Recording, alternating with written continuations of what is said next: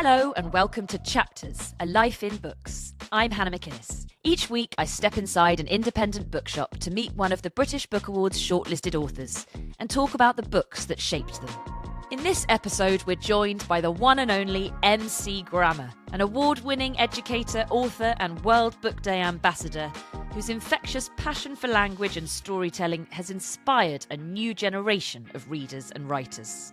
Jacob, welcome. It is such a treat to have you on the podcast, and a particular treat to be having this conversation in All Good Bookshop, this marvel of a place. The perfect bookish backdrop, I think, to delve back into your inspirations, ideas, the authors' stories that have turned you into the great success and award-winning author, amongst many other things, that you are today. Before we're going to go back, you've obviously been shortlisted for this great The Adventures of Rap Kid. And for those who haven't had the joy yet, can you tell us what happens within? Yes, I can't wait, but thank you for the intro. That was a great intro. I feel good right now. Well, The Adventures of Rap We like Kid. to make our guests feel good. I feel very welcome. You are. And I can't wait to talk about books. Best thing in the world. So, Adventures of Rap Kid is a story about a boy called Zed who is born with a unique gift. When he speaks, he rhymes, which is pretty cool, right? Everything he says pretty much rhymes. And it's great at nursery, it's great at home. And then he gets to school and he meets other children who don't rhyme. And some of them think it's great, but there's this one boy who doesn't think it's great. Well, maybe he does, but he doesn't let on. Right. And he starts to pick on Zed a bit. And that's technically how he got the name Zed, because it stands for zero, because then he speaks no words, zero, nothing at all, zilch, nada. So it's about his struggle to find his voice after that and realise that actually rhyming is cool and that wordplay is great and manipulating language is a superhero skill. And he doesn't realise that until he meets an inspirational teacher called Mr. G. And Mr. G says to him, look, did you know that if you take those rhymes and those lines and you put them to music, it becomes a rap? How cool is that? And suddenly, Zed's world is blown wide open. And he wants to write more and more and more. He's super inspired. He needs music, and he meets another friend called SFX, who doesn't like to speak, but she likes to beatbox. So this is like the dynamic duo. It's a match made in heaven. And they go on this journey together, exploring, the difficulties of growing up in school, relationships, learning, finding yourself, understanding your voice. These internal struggles that all kids go through, but they do it together as a team. And then they are presented with a problem, which is called the Royal Rap Rumble, which is a rap battle coming to the local town. It's big. They decide to enter. Well, they're entered by Mr. G, the inspirational teacher, and it's about the journey to see if they can win the Royal Rap Rumble and who they will go against. Now, I'm not going to give any spoilers about who they go against, but it's kind of a full circle moment, if you want a clue. And it ends up with a happy story ending. So it's like a fairy tale adventure through rhyme, rhythm and rap. But really for me, it's about the appreciation of words and how we all need to find our voice. And when we have that accuracy in language and we are poignant with the way we feel, the world understands us. And when we feel understood, we feel good. Yeah. And how do you get those words? Well, you get them through books, through playing with language, talking to each other, connecting. So for me, it's about a celebration of words, really. Yeah. I mean, that's what I was wondering, and you've really answered it, how that fits into your mission. Yeah. And it does entirely, your overall mission, because as I said, you're a master of many trades. How does the book and those themes fit into generally what you're setting out to do? Well, firstly, I was a kid like Zed. I like to rhyme, and I left school with 1 GCSE, and not because I didn't have the intelligence or the skill to do what I needed to do, but I just didn't really connect with education. I didn't feel it was for me. I felt misunderstood because I didn't have those words to express how I felt. And then when I started to read and also found hip hop and rap music, and I loved the wordplay and the language and the syntax, I then found words. And as I gradually crafted those words and put them together, I found my voice. And then suddenly people started to understand me. I could then express myself, and then I went back to college, and because I could express myself, I did well. And then I became a teacher, and when I became a teacher, I wanted to show children that there are other ways to acquire this language, whether it's through music, whether it's through books that might not have been on the shop shelves or in your library. You can find them. They are in places that represent you. And then once I had that connection, I wanted to share it with other kids so they could connect. and with words and find their voice and feel understood and express themselves. And that's my mission. I want to get all kids reading. Not enough kids are reading. There's not enough books out there that represent all children. And music is powerful as well. That's why I'm using that tool. Do you feel like there's a lot or enough people on your mission with you? I feel like it seems there is, but actually on the ground, maybe not, because it seems like something that's really important in the press, and it's always talking about how reading for pleasure is in decline. It's the lowest level it's ever been.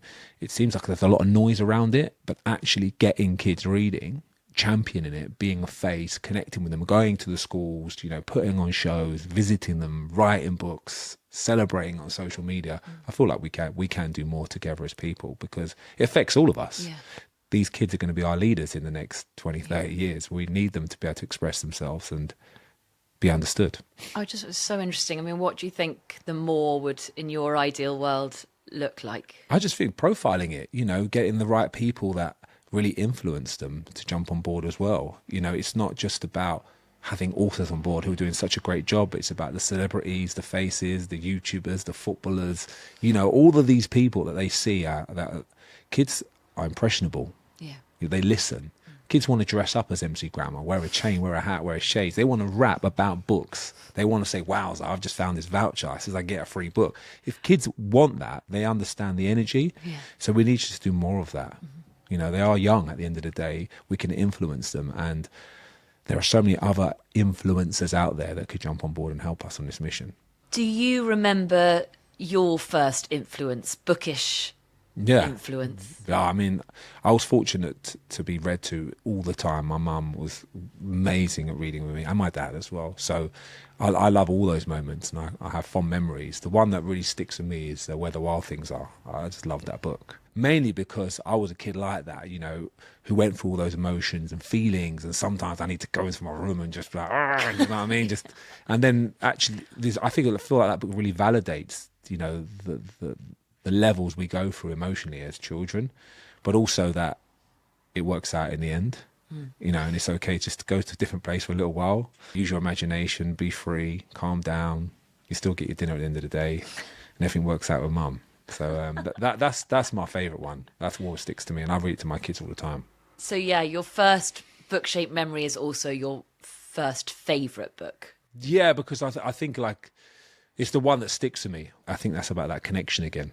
Talking about connection, do you have or remember a certain book or author, or actually someone else who first made you think, I could do that? There's something there for me in that world. I'll be honest with you, it wasn't a book. It was probably hip-hop music, really, rap music, because when I was actually thinking about writing myself, I wasn't thinking about writing a book. When I was 14, 15 and not enjoying school, I was listening to hip-hop music. And then when I heard those rhymes and those words together and that effect and feeling, I was like, wow, I could maybe do this. So I started writing raps. There's so many amazing hip-hop lines. I have loads on my phone. Should I get some? Yeah. I've got loads. I always write them down because I share them with kids. Oh, this is a good one. You couldn't make the crowd throw up their hands if they swallowed their fingers. That's a good one. I love this one. I'm so ahead of my time. My parents haven't met yet. Wicked. This is my favourite of all time from Lil Wayne. Real G's move in silence like lasagna. If you're a G, you want to move in silence. Are you just collecting all the time? I always write them down when I hear a lyric. I just write them down. So when I was a teacher, I would share these with kids, because a lot of the time you ask kids to use literary devices or poetic devices in the classroom. I used to teach year 5 and 6, and then you're referencing a lot of texts, which are great, but sometimes they have trouble connecting. It's not relative to them, but if you could suddenly pull like a Taylor Swift lyric or a Drake lyric or something they actually are in, someone they're inspired by as well, that will then maybe bring them to the book. So that might be the hook that takes them to the book. So here's this song by, Ed Sheeran, yeah, Shape of My, whatever, Shape of You, whatever we're listening to, whatever the song is, yeah, that they're listening to in the charts, and say, can anyone find the metaphors in this? Can anyone find the alliteration? Can you find this in here, these song lyrics? Now let's go back to our book. Where are they here? So for me, it's a little bit of the incentive to bring them to the book, to get them to realise. Because sometimes when you pull the book out, especially the kids that huff and puff, they don't realise that all of these words here written down is reading, and all these techniques are used broadly across all of literature. So It's interesting. So it was hip hop that made you think this Yeah. that you could write, but you also went into teaching, having not loved school at all. But was there anyone there at school, teacher-wise, that made you think or inspired you? I had an amazing supply teacher in year 3 called Mr. Keska. I remember him. He came in for a few days and I was like, this guy is a legend. I just remember, I don't know what he did, what he taught, but I still remember his name. And I was in primary school at the time, Mr. Keska. So if you're out there, Mr. Keska, you're a If you're legend. listening, well done. You Yeah. created a great success. Okay, these questions can be slightly big in the Yep. sense of the next one. It's hypothetical. Yeah. A friend of yours It's a big build up here. Yeah. knocks on your door. Now you're Yes. telling me to tell the story, and says, Jacob, hi, I've never read a book yet in all my life. They've, I think, been living in a country where books are banned, but they're free. And now they say to you, you're going to be the one to tell them which is the first book they ever read. It's like such a difficult question, right? Well, I said big Books are like questions. music. It's about mood and where you're at in your life. It's true. Ready to receive that. So I'm gonna. Can we just go with a kid's book? Yeah. I'm gonna go with a kid. Like I've got this kid. I just had a kid. Well, I need to read a book to my kid. Which is the one? Yeah, What should I okay. start off with? That's probably a better one for me to answer because I've got 4 kids, so my repertoire is vast at the moment. They're 10. Let me remember their ages: 8, 5, and 3. So we are at knee deep in the books. So if I had to pick one book that does it all, it's a tussle between Very Hungry Caterpillar by Eric Carle. I'm so glad you said that. That's levels. Yeah. For many reasons. 1, teaches you how to count. Very important. 2, colours. Super important. It's 2 lessons already. Yeah. 3, healthy eating. You follow that diet, you're going to be pretty healthy, right? Apart from the ice cream. I was gonna the say. salami, the sausage, chocolate. Just the bit before he eats everything else. You know, the fruit bit. 1 to 5. 5 a day. Yeah. There's your 5 a day. Yeah. I didn't even deep that. It's got the 5 a day in there. Yeah. The science, obviously, what's going on with the caterpillar and the butterfly. All the vocabulary. But also, I feel like it's a real metaphor for life. You know, things get heavy. Things get sluggish. Take some time. Wallow for a bit. Yeah. And you'll come out the other A side. beautiful butterfly. It'll be all good. Yeah. And it's That is- okay to wallow. I don't think that's just for kids. That's quite a deep analysis of the book, though, don't you think? I feel like there needs to be a paper on that or something. There probably is. Michael Rose has probably written it already, to be fair. And the second one, it's probably going to be Julia Donaldson's, I think it's Rebecca Cobb's, Paper Dolls. It's a banger, that one. That's about these paper dolls mum and daughter make together, and they go on this journey, and they meet a crocodile that snaps, a tiger, a dinosaur. No matter what happens, they always stick together. Ticky, Tacky, Jackie the Backy, Fred with one eyebrow and Joe with a bow. They just stick together for this magical journey, whether they're floating, dancing, whatever it is. And right at the end, an angry little boy comes along and snips them into 1,000 pieces. But the wind blows them all back together and they come back. And then that little girl then grows up to become a mummy herself. And guess what she does? She makes paper dolls with her daughter. And the story continues. And for me, it's just a real good lesson on life has ups and downs. It has moments when we don't think we'll get through it. But if we stick together, we'll be all right, whatever the weather. I think those can certainly be for the adult friend that Yeah. comes and asks you as well. Okay, very good point. Adults should read picture books because I think it answers a lot of their questions. Do you know what I mean? Also, you tell a story very well, obviously, because I felt like you bring tears to my eyes with that doll story. Read it. Paper Dolls. I will. Would it be the same books that you would take? I mean, it's meant to be book, but I feel like we're giving you some, more if you want them, that you would take to your own desert island.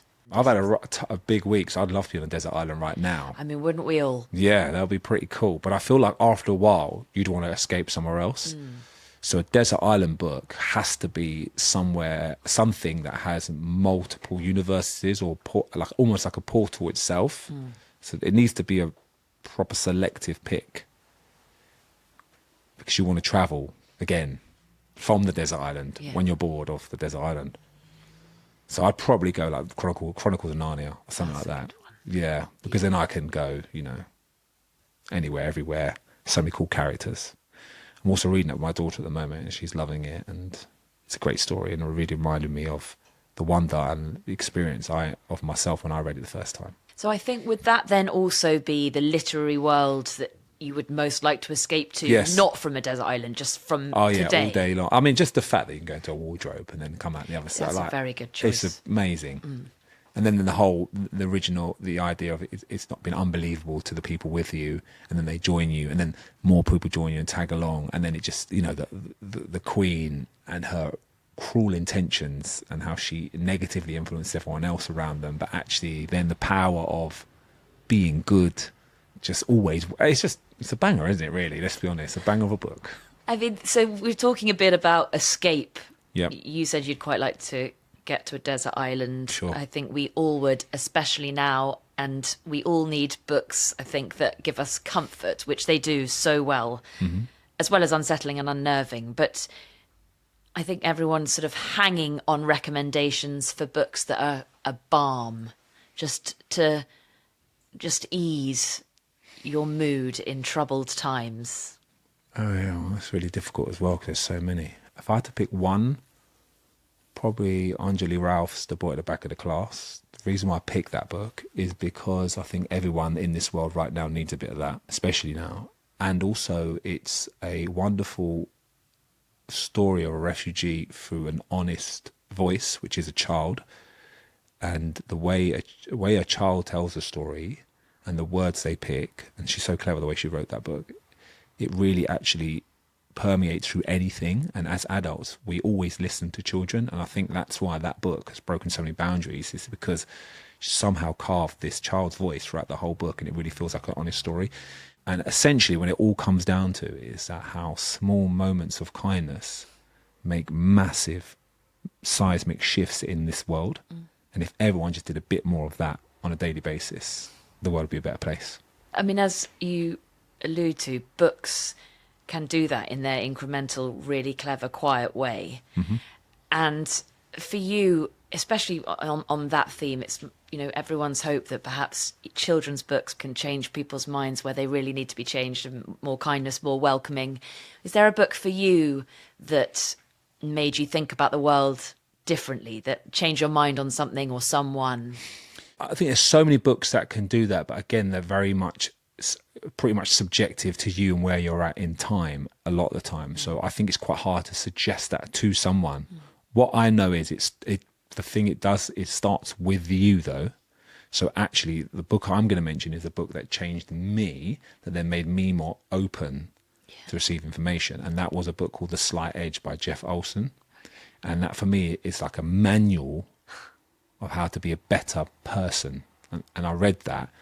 It gave me lots of tools that allowed me to reach many of my goals at the time when I was a distracted young man with little discipline, low self-belief. The world for me was a tricky place. And then I read this book and it really opened my mind up.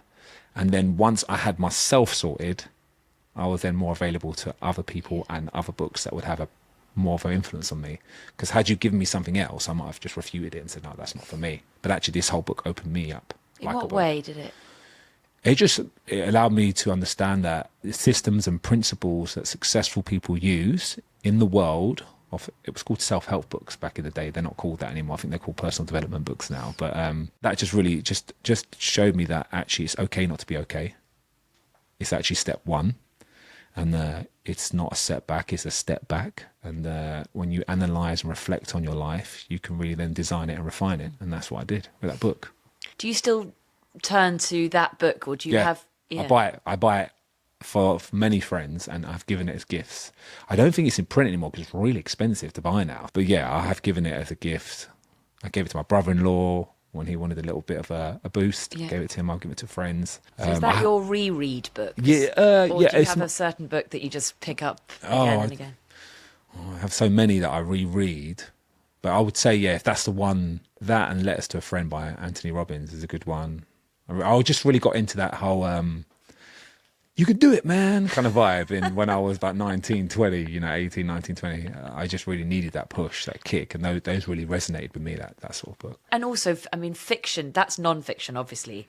Fiction does that you can do it, man thing in such a great way because it shows you other people doing it and you think, oh, I can do what they do. Living the story, yeah. I mean, The Way of the Warrior was another good one. I really enjoyed that book because that was written as sort of like a self-help book but through a story. I enjoyed Matt Haig's Reasons to Stay Alive. That was a fantastic book.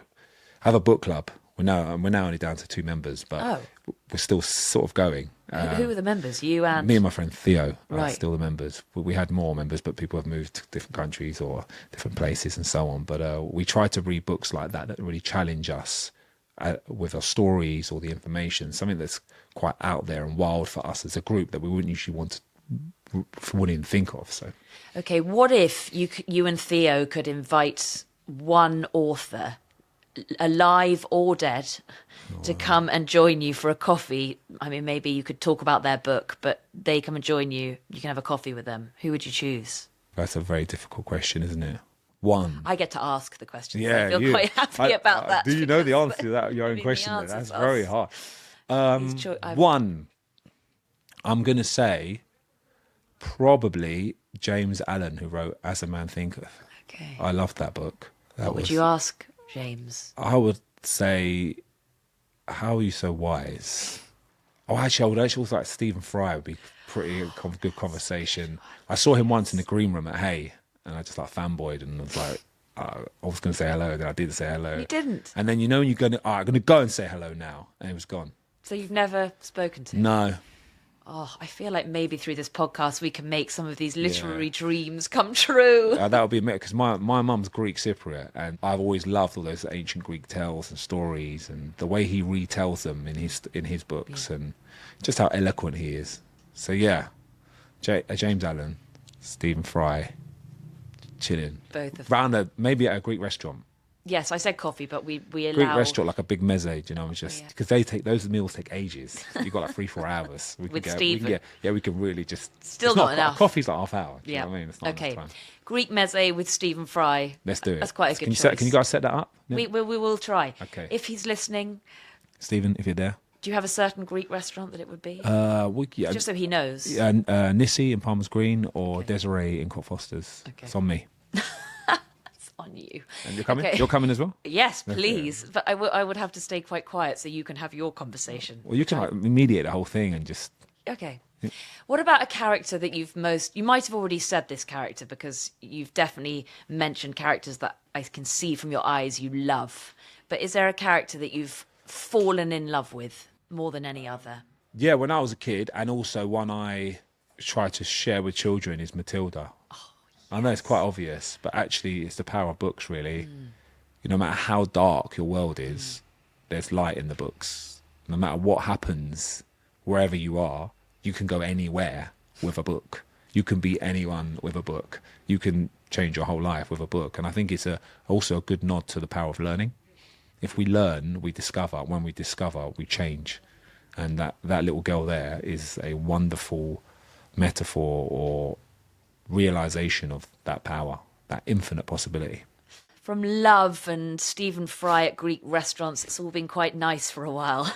So now, more than nice, when I'm with a literary genius, I can't believe I would use the word nice to describe a Greek lunch with Stephen Fry. There's a place for nice. Exquisite. There is a place for nice, but it wasn't there. No. Maybe. Anyway, we move from all of that to your perhaps most unsettling and unnerving. I know that straight away. Yeah, it's interesting. People do. Because when I grew up, Roald Dahl was a prevalent author. Everyone read Roald Dahl, and I just remember reading The Witches and thinking, "Oh my gosh!" And then the movie came out, and I didn't think it could be any worse than And then I saw the movie, and just when they're changing in the grand hall kind of bit.